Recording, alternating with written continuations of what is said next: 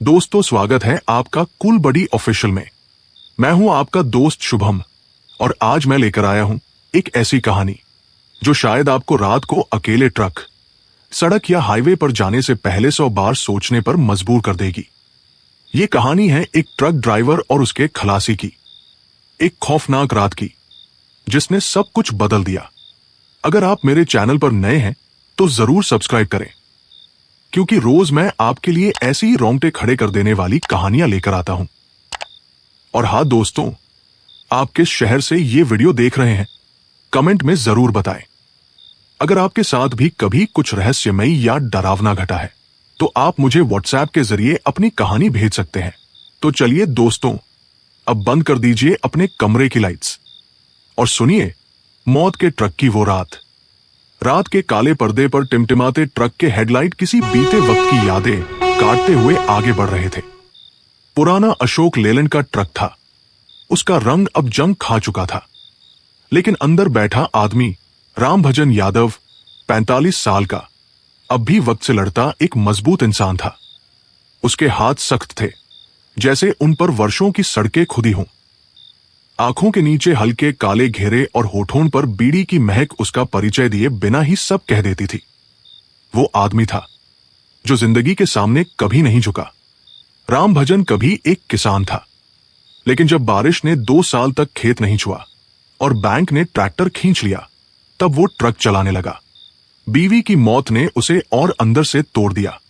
उसका एक बेटा था जो शहर में मजदूरी करता था, लेकिन अब कभी फोन भी नहीं करता। रामभजन अब सिर्फ ट्रक के साथ जीता था। सड़कें उसकी मुंहबोली बहनें थी और ब्रेक की आवाज उसकी तन्हाई का संगीत। उसके साथ बैठा था अजय, दुबला पतला, भूखे कंधों पर बोझ लिए मुश्किल से 22 साल का लड़का। उसके कपड़े फटे नहीं थे, मगर पहनने लायक भी नहीं थे। आंखों में एक अजीब सा डर था, जैसे किसी ने उसके बचपन से भरोसा छीन लिया हो। अजय बिहार के एक गांव से आया था। मां एक बीमारी से मर गई थी और पिता शराब में डूबकर चल बसे। गांव में रिश्तेदार थे, मगर सबने उसे तिरस्कृत कर दिया। जब पेट और इष्ट दोनों खाली होने लगते हैं तो इंसान बहुत जल्दी समझदार हो जाता है। रामभजन ने उसे एक ढाबे पर पहली बार देखा था, बर्तन धोते हुए। खलासी बनेगा, रात में डर लगेगा। बाबूजी, डर भी सिखा दूंगा, चल। तब से दोनों साथ थे। रामभजन उसे बेटा नहीं कहता था, लेकिन हर बार खाने में सबसे पहले उसे रोटी देता था। अजय बाबूजी कहता था, लेकिन जब ट्रक में बैठे बैठे उसका सिर रामभजन के कंधे पर गिर जाता था तो वो खुद से ज्यादा सुरक्षित महसूस करता था। रात के सफर में दोनों की बातें बहुत होती थी। बाबूजी, आप कभी डरते नहीं। डरने का टाइम कहा बेटा, जिंदगी ही भूत बन के पीछे पड़ी है। मैंने सुना है रात के 2 बजे हाईवे पे औरतें दौड़ती हैं, दौड़ती होंगी भूख से, प्यास से, किसी ट्रक से कुचल कर। लेकिन वो चुड़ैल नहीं, बेबस आत्माएं होती हैं। अजय चुप हो जाता था। उसे सपने आते थे, एक घर जिसमें उसकी बीवी हो, मां बाबूजी की तस्वीर दीवार पर टंगी हो और हर सुबह दूध वाले की आवाज हो। लेकिन जब नींद टूटती तो सामने डीजल की गंध और स्टीयरिंग की घरघराहट होती। फिर भी वो मुस्कुराता था। रामभजन कहता था, तू बड़ा बन जाएगा अजय, एक दिन खुद का ट्रक होगा तेरा। और बाबूजी, आप खलासी बनोगे, साला तेरी जुबान काट दूंगा। और दोनों हंसते थे, लेकिन उन्हें क्या पता था, उस रात के बाद अजय कभी नहीं हंसेगा और रामभजन जिंदगी भर उस हंसी की गूंज सुनता रहेगा। उस रात का आसमान कुछ ज्यादा ही चुप था। घड़ी की सुइयां जैसे रुक रुक कर चल रही थी और ट्रक की हेडलाइट से कटती धुंध किसी अधूरी आत्मा की तरह ट्रक के आगे आगे चल रही थी। रामभजन ने रेडियो की आवाज बढ़ाने की कोशिश की, लेकिन स्क्रीन पर सिर्फ खरखराहट थी। उसने गुस्से में बटन घुमा दिया। बाबूजी, ये जगह कुछ अजीब नहीं लग रही आपको? अजय ने खिड़की से बाहर झांकते हुए कहा। क्यों, तूने क्या चुड़ैल देख ली क्या? रामभजन ने हंसी में कहा, लेकिन खुद उसकी गर्दन में भी कुछ अकड़न थी। ट्रक का स्टीयरिंग आज कुछ भारी लग रहा था, जैसे किसी ने नीचे से पकड़ रखा हो। सड़क के दोनों ओर घना जंगल था। पेड़ इतने पास पास थे कि उनकी शाखाएं एक दूसरे में उलझी हुई लगती, जैसे सदियों से किसी राज को एक दूसरे से छिपा रही हों। रास्ते में एक टूटा हुआ पुल आया। लोहे की सलाखें जमीन में धंसी थी और किनारे पर एक पुरानी बोर्ड लटक रही थी, सावधान, आगे रास्ता सुनसान है, रात के समय प्रवेश न करें। राम भजन ने ब्रेक दबाया, लेकिन बिना कुछ बोले ट्रक आगे बढ़ा दिया। बाबूजी, वो देखिए, अजय ने सामने इशारा किया। कुछ दूरी पर एक पुराना ढाबा था, बिल्कुल वीरान। उसकी छत आधी गिरी हुई थी और दरवाजा लकड़ी की टहनी से बंद किया गया था। फिर भी भीतर कहीं से हल्की नीली रोशनी झांक रही थी, जैसे कोई लैंप जल रहा हो। ढाबे के सामने एक पुरानी जीप खड़ी थी। उसके टायर जमीन में आधे गड़े हुए थे। कोई इंसान दिखाई नहीं दे रहा था, लेकिन हवा में कोई आंखें थी जो ट्रक को घूर रही थी। राम भजन ने ट्रक धीमा किया। रुके बाबूजी, अजय ने पूछा। नहीं, इस जगह का कुछ ठीक नहीं लगता, आगे बढ़ते हैं। ट्रक आगे बढ़ गया, लेकिन जैसे जैसे वो ढाबे से दूर हुए, अजय ने एक बात गौर की। पीछे वो नीली रोशनी धीरे धीरे गुल होने लगी, जैसे किसी ने उनका जाना देखा और चुपचाप दिया बुझा दिया। अब रास्ता और भी सुनसान था। सड़क पर अब एक भी गाड़ी नहीं मिल रही थी। कोहरा इतना गहरा हो गया था कि ट्रक की हेडलाइट अब खुद से ही टकरा रही थी। बाबूजी, नेटवर्क भी चला गया, अजय ने मोबाइल की स्क्रीन दिखाते हुए कहा। नो सिग्नल झलक रहा था। फिर अचानक दूर से किसी औरत की हंसी सुनाई दी, बहुत धीमी, बहुत डूबी हुई, जैसे किसी कुएं के अंदर से आती हो। तूने कुछ सुना? राम भजन ने धीरे से पूछा। नहीं बाबूजी, कुछ नहीं, अजय ने कांपती आवाज में जवाब दिया, लेकिन उसकी गर्दन अपने आप खिड़की की तरफ मुड़ गई। वहां सिर्फ अंधेरा था और तभी सड़क के बीचों बीच कुछ पड़ा हुआ दिखा, शायद कोई लाश या जानवर या फिर कुछ और। राम भजन ने अचानक ब्रेक मारा। ट्रक एक झटके से रुका और ट्रक की हेडलाइट उस चीज पर पड़ गई, लेकिन वो चीज अब वहां थी ही नहीं। ट्रक एक झटके से रुक गया था। हेडलाइट की पीली रोशनी अब भी सड़क को चीर रही थी, लेकिन वहां कुछ नहीं था। ना कोई लाश, ना कोई जानवर, ना कोई परछाई। बाबूजी, आपने देखा था ना? अजय की आवाज कांप रही थी। हां, कुछ तो था। राम भजन का गला सूख गया था, मगर उसने खुद को समेटते हुए ट्रक फिर स्टार्ट किया। ट्रक धीरे धीरे आगे बढ़ने लगा, लेकिन अब ट्रक के भीतर का माहौल बदल गया था। चुप्पी भारी हो गई थी और डर गंध की तरह हर कोने में फैल गया था। तभी अचानक ट्रक के अंदर से अजीब आवाज आई, जैसे कोई पीछे से खटखटा रहा हो। अजय ने पीछे मुड़कर देखा, जहां उनका सामान रखा था। पुराना कंबल, एक कनस्तर और उनकी टिफिन की बाल्टी। सब कुछ वैसा ही था, लेकिन टिफिन का ढक्कन अब धीरे धीरे हिल रहा था, अपने आप। बाबूजी, टिफिन हिल रहा है। राम भजन ने ब्रेक नहीं मारा, वो सिर्फ आगे देखता रहा। कुछ नहीं बेटा, शायद ट्रक हिला है, लेकिन ट्रक अब बिल्कुल सीधा चल रहा था। सामने कुहासा और घना हो गया था। अब हेडलाइट से भी कुछ नहीं दिख रहा था। राम भजन ने फॉग लाइट जलाई, लेकिन अंधेरा और गाढ़ा हो गया। तभी अचानक अजय ने फिर से खिड़की के बाहर देखा। सड़क के किनारे एक औरत खड़ी थी। सिर्फ एक झलक मिली, सफेद साड़ी में, बाल चेहरे पर झुके हुए और हाथ उसके शरीर के असामान्य रूप से लंबे लग रहे थे। बाबूजी, ब्रेक लगाइए, कोई खड़ा है। राम भजन ने झटके से ब्रेक मारा। ट्रक रुक गया, लेकिन जब उन्होंने दोनों ने एक साथ बाहर देखा, वहां कोई नहीं था। ना औरत, ना कोई परछाई, कुछ भी नहीं। अब अजय का चेहरा पसीने से भीगा हुआ था। वो कांप रहा था। बाबूजी, हमें इस रास्ते से नहीं जाना चाहिए था। राम भजन कुछ बोलने ही वाला था कि अचानक ट्रक का इंजन खुद ब खुद बंद हो गया। अब वही खटखटाने की आवाज जोर से सुनाई दी, जैसे कोई ट्रक की बॉडी को बाहर से थपथपा रहा हो। राम भजन ने तुरंत दरवाजा बंद किया, शीशा ऊपर चढ़ाया और इग्निशन घुमाया। इंजन चालू नहीं हुआ। बाबूजी, हम फंस गए। अजय अब रोने की कगार पर था। शांत रह बेटा, मैं देखता हूं। रामभजन नीचे उतरा। अंधेरा इतना गहरा था कि हेडलाइट अब सिर्फ एक धुंधली रेखा बनकर रह गई थी। हवा में एक अजीब सी बदबू थी, जैसे सीले खून और गले हुए मांस की मिलीजुली गंध। वो बोनट की तरफ झुका, लेकिन तभी उसे अपने कंधे पर किसी के हाथ का एहसास हुआ। ठंडा, बर्फ की तरह ठंडा और हड्डियों से बना हुआ। वो पीछे पलटा, कोई नहीं था। वो अंदर दौड़ा, अजय, कोई हमारे साथ है, जल्दी दरवाजा बंद कर। लेकिन जब वो ट्रक के अंदर पहुंचा, अजय सीट पर नहीं था। रामभजन का दिल जोर जोर से धड़क रहा था। ट्रक के अंदर घुसते ही उसने देखा, अजय सीट पर नहीं था। अजय, अजय, वो चीखते हुए इधर उधर देखने लगा। कुहरा इतना गाढ़ा हो गया था कि ट्रक के शीशे भी अंदर से धुंधला गए थे।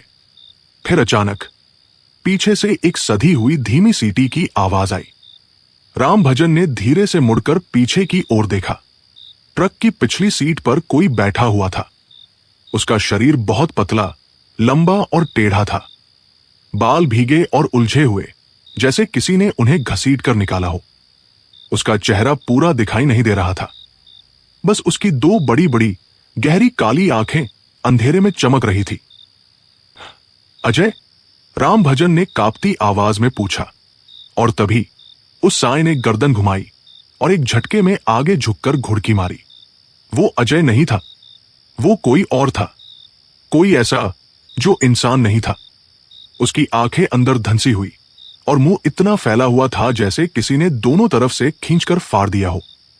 मुंह से गाढ़ा काला तरल टपक रहा था और उसके चेहरे पर अजय की चमड़ी जैसी कुछ लिपटी हुई थी, जैसे अजय की खाल पहन रखी हो। रामभजन चीख पड़ा, है, हट जा, कौन है तू? वो दरवाजा खोलकर बाहर कूदा और गिर पड़ा। ट्रक के नीचे मिट्टी ठंडी और चिपचिपी थी, जैसे गीली राख। उसने खुद को संभाला और चारों तरफ देखा, और तभी सामने सड़क के बीचों बीच कोई खड़ी थी। वो वही औरत थी जिसे अजय ने पहले देखा था। सफेद साड़ी अब भीग कर उसके शरीर से चिपकी थी, लेकिन उसके पैर जमीन पर नहीं थे। वो हवा में 3 इंच ऊपर तैर रही थी। उसके बाल चेहरे को ढके हुए थे और उनकी जड़ें गीली थी, जैसे कीचड़ से सनी हो। फिर अचानक उसने गर्दन ऊपर उठाई। चेहरा ऐसा मानो गला हुआ, अधजला और पिघला मांस हो। उसकी आंखों में कोई पुतली नहीं थी, बस गड्ढे, 2 खाली काले गड्ढे जो सीधा रामभजन की आत्मा को घूर रहे थे। उसने धीमे स्वर में कुछ कहा, अजय। रामभजन ने जैसे ही अजय का नाम सुना, उसकी सांसें तेज हो गई। अजय कहा है, क्या किया तूने उसके साथ? चुड़ैल ने एक विकृत मुस्कान दी और फिर उसने अपना मुंह जमीन तक खोल दिया। हां, जमीन तक। और उसके भीतर से अजय की आवाज आई, बाबूजी, बचाइए। रामभजन अपनी जगह से हिल नहीं सका। उसके पैर जैसे जमीन में गड़ गए थे। और तभी चुड़ैल ने धीरे धीरे जमीन पर झुकते हुए अपनी उंगली से ट्रक की दिशा की ओर इशारा किया। ट्रक के पीछे का दरवाजा अब खुला हुआ था। अंदर से खून की एक मोटी धार बाहर बह रही थी। रामभजन घबरा कर दौड़ा।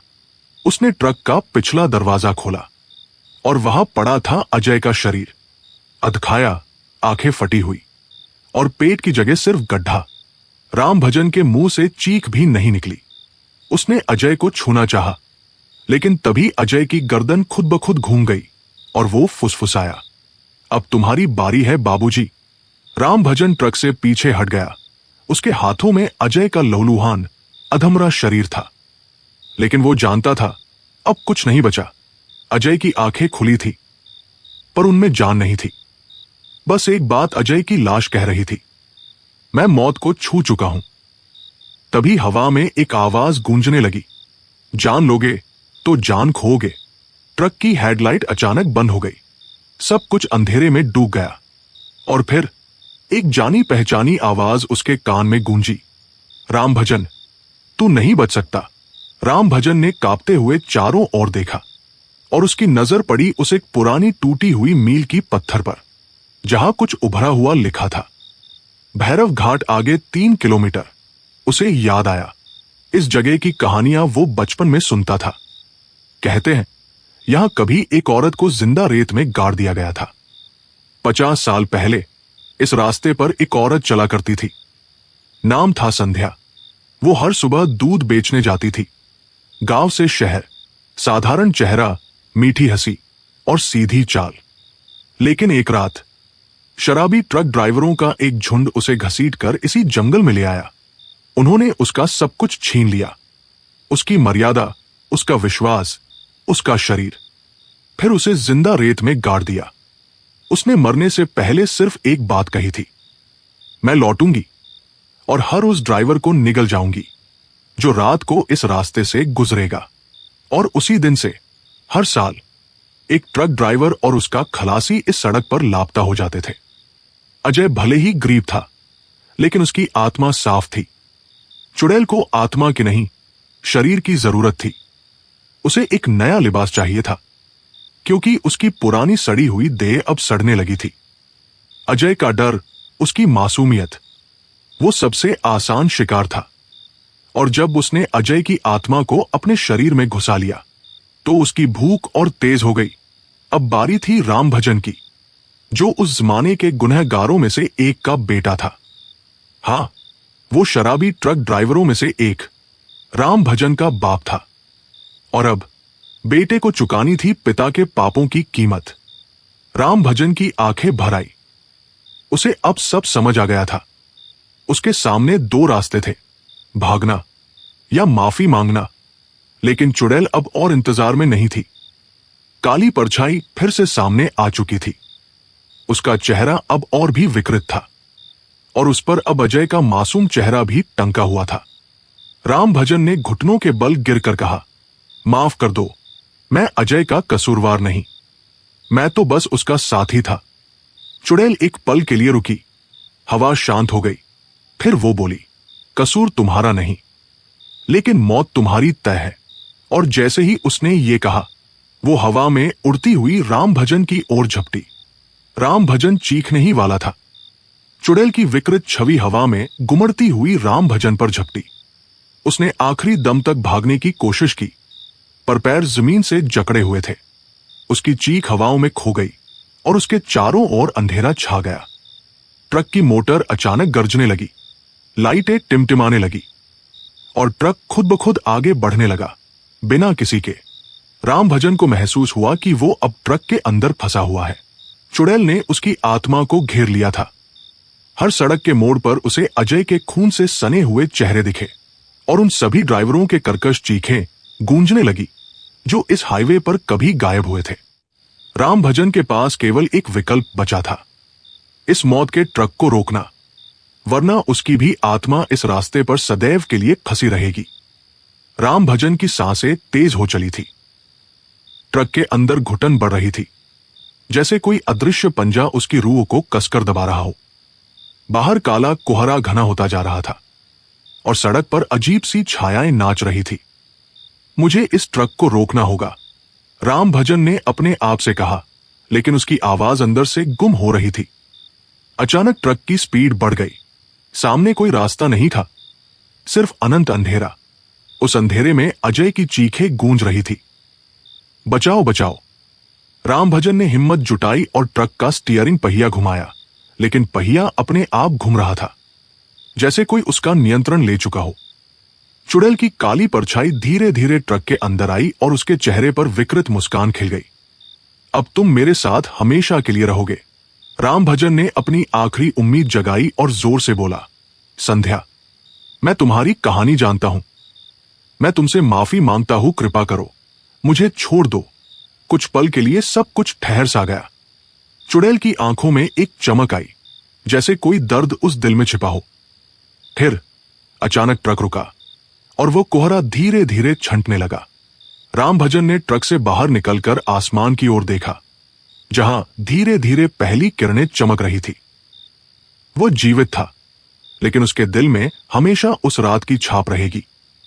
सुबह की पहली किरणें जब ट्रक की धूल भरे शीशों पर पड़ी, तो राम भजन ने खुद को जमीन पर पड़ा पाया।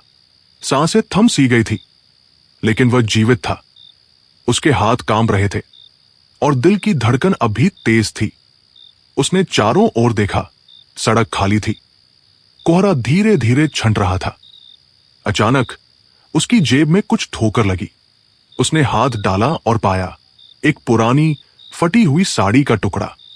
साड़ी के उस टुकड़े पर धूल के नीचे कुछ लिखा था, जैसे कोई अंतिम संदेश। रामभजन ने मुश्किल से पढ़ा। संध्या की आत्मा को शांति मिल गई। रामभजन ने आंखें बंद की। उसने महसूस किया कि कहीं न कहीं उसने उस चुड़ैल की पीड़ा समझ ली थी। वो अब सिर्फ एक ट्रक ड्राइवर नहीं था, वो उस दर्द की गवाही था जो वर्षों से इस हाईवे पर छिपा था।